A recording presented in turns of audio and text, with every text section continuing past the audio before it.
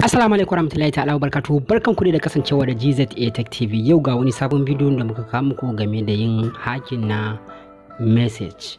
So kamar da kuka sani dai a cikin waya akwai wani abu da ake kiran shi da messages, yanda duk wani sakon da zaka tura da wanda za tura ma so gabaki daya ana karba ne ta message. So yau mun kawo muku wani sabon hanya ne wanda kai zaka yi amfani da wannan hanyar.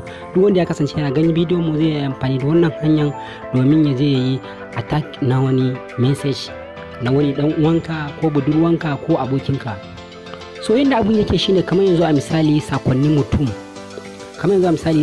mutum ko sakonnin wata dai haka, bayan ka karbi wayan ta shikenan zaka yi scan din wani abu, bayan ka yi scan din wani abu shikenan zaka dauki wayan ta ka bata.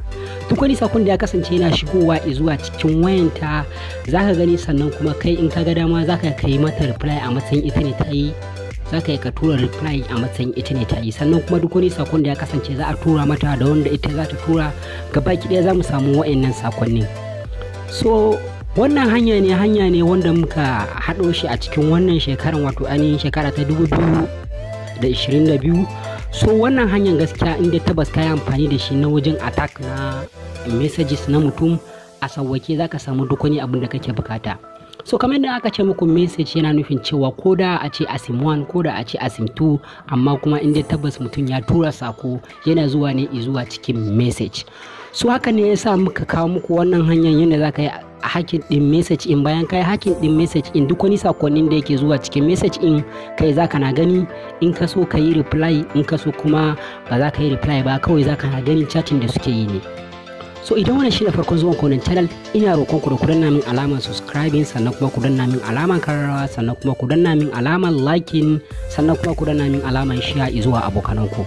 So kamar yadda kuka sani dai wannan bidiyon ina buƙatar liking, in samu liking akalla kai liking 2000, sannan kuma ku yi min share din bidiyon nan zuwa abokananku.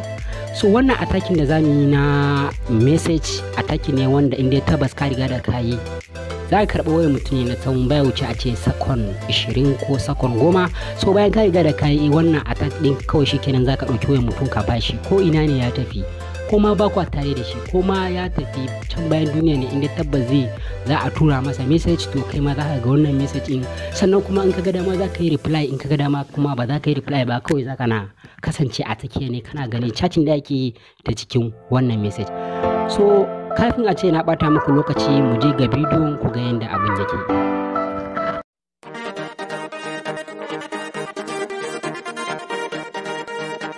To da haka idan wannan bidiyon ya burge ku, kada ku manta da alamar like. Kafin mu ci gaba, ina roƙon ku da ku yi subscribe a wannan channel din kamar yadda ka saba.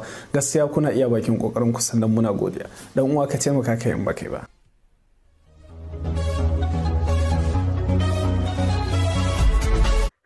Sai kai sacin na message. In ka fara sacin na message zai baka wani waje kamar haka, daidai nan kenan.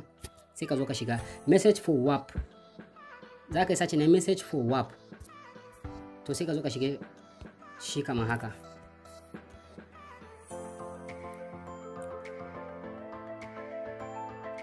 So bayan ya yi sacin ya kawo maka wannan abun, bayan ka sa message for WAP ya kawo ka daidai nan wajen. So a nan wajen da aka sa wannan na QR code kenan na cikin wayan yayin kai ko wani dan uwanka yi,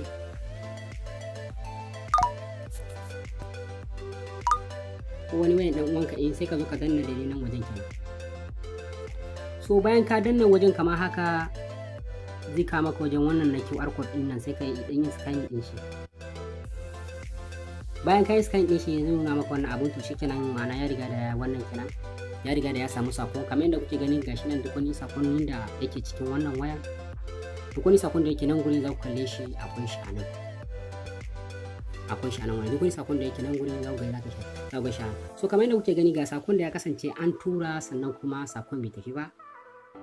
Wannan message kenan an tura, amma kuma sakon gashi nan bai tafi ba. Shi ma duk da haka sakon gashi nan za ka kalle shi. Kamar yanzu a ce wannan shine wanda an tura sakon bai tafi ba, kana so ka yi ma mai shi magana bayan ka yi hacking da sakon ta. So kana so ka yi ma waɗanda suke chatting da ita haka, kana so kai ma ka yi mishi magana. So sai ka zo ka shiga wajen kamar haka. So bayan ka shiga wajen kamar haka, sai ka zo ka yi mara duka abin da yake dukkan irin magana da za ka yi mara dai, kawai za ka yi ka rubuta mishi a nan. duk abin da ka ga dama kawai za ka zo ka rubuta mishi anan haka, kamar ka ce masa how are you, sai ka yi send kamar da kuke gani. So bayan ka ce mishi how are you ka yi send, za ka kalli sakon ya zo ya fara shiga ta wannan wayan. A wannan wayan ma kenan za ka gani gashi nan a kasan nan a mai gefe nan waje za ka kalli gashi nan sakonnin da mun tura anan how are you. So a sauwake kawai za a yi a kai duba sakonnin ta, sannan kuma ko da a ce yanzu ne an sake tura mata sako, za ka ga sakon kuma ba tare da wani matsala ba. So kamar yanzu a ce ka riga da kai wannan abu, akwai wani sakon da zai zo mata nan gaba, inda tabbas ka riga da kai wannan abun kawai shikenan ka bata wayanta, ko shekara nawa ne za ta yi da wayar, in dai kai za ka shiga cikin wannan abun to za ka kalli duk wani sakonnin ta wanda yake cikin wayar. So kamar yanzu a ce za a sake yi mata wani sako, kana so ka sake gani sako, hami yanda za mu yi dai kawai ko da cikin kamfani ne su tura mana message. Amma gana mu ce ko za mu yi checking na data yanda za a tura mana message. So daga zarar an tura message za ka kalli a daidai nan wajen kenan, a cikin wannan wajen mu kenan da muka yi wannan na sako, za ka kalli ne sako ya riga da ya zo mana. So har yanzu kamfani ba su tura mana message ɗin nan. So ha mu duba ne, in tabbas kamfani sun tura mana message ɗin, sannan kuma za ku gani shi a cikin wannan waya. So a cikin wannan waya, so wannan shine wayanka, wannan shine wayanka, wannan kuma shine wayanta, wannan shine wayanka, wannan shine wayan da kana so ka yi hacking na sako ɗin kenan. Wannan waya shine wayan da kana so ka yi hacking na sako, wannan waya ne wanda kake so ka yi hacking na sako, wannan kuma shine wayanka.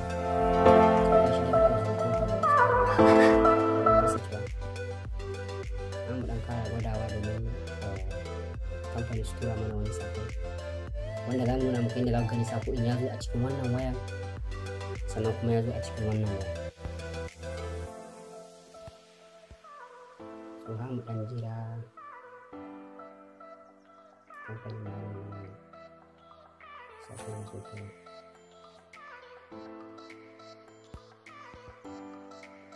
So da kuma wani abu na biyu kuma shine yanzu kamar ce yariyan kai za ka tura mata sako, za ka tura mata sako a matsayin kai ne wani, kamar yanzu a ce tana chatting da wani ko irin friends naka, ko irin wani waye dai, ko abokin ka ya ka yana chatting da wata ko ne haka.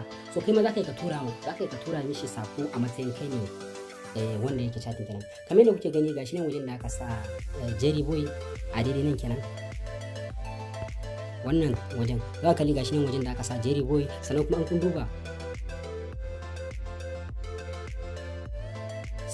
duba cikin sakon nan kenan, shi ma za ku gani akwai inda aka sa Jerry Boy.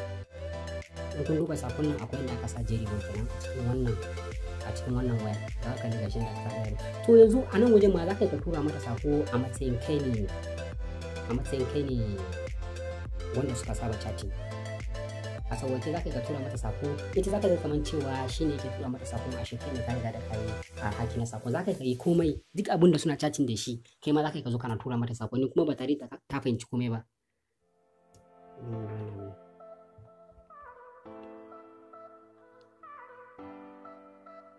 Ba tare da ta fahimci komai ba za ka kai maka zo kana tura mata sako. Kamar yanzu da yake wannan shine Jerry Boy da ta tura mishi hello, so mu ma za mu zo mu shiga, za mu ce kamar yanzu tunda ta tura mana hello, sakon kuma ya kasance bai tafi, amma dai maybe zai kasance ya tafi, kuma wanda ya tafi ne ka karba da sauransu ne, wannan da yake kawai gwada wani muka yi.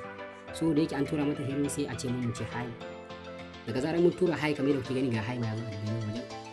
Kuma wannan sakon ba ruwanka ka ce wai sai kuna tare da yariyan, ko da a ce yariyan tana can maka ne, inda tabbas ka riga da kai mata wannan abun, kana tura sakon ko zai tafi, tunda dai kana amfani da data, abin yana amfani da data ne. So kana tura mata hello, tunda dai ta tura hello, amma kuma abu na biyu shine ita ba za ta tura sakon ba har sai tana da kati, idan ita tana da data ko kati, in tana da kati dai kawai yadda aka saba tura sako kafin nan sakon zai tafi. Kuma sannan kuma abu na biyu, kai kawai ka kasance a tsakiya ne tsakanin ita sakon da ita za ta tura da kuma kai sakon da ita yanzu haka nan za ta tura mishi direct kuma ya tafi wajen shi, kai kuma za ka gani abin da ka tura. Haka kuma kai za ka kai mata reply ba tare da ta san cewa kai ne ka yi reply din ba.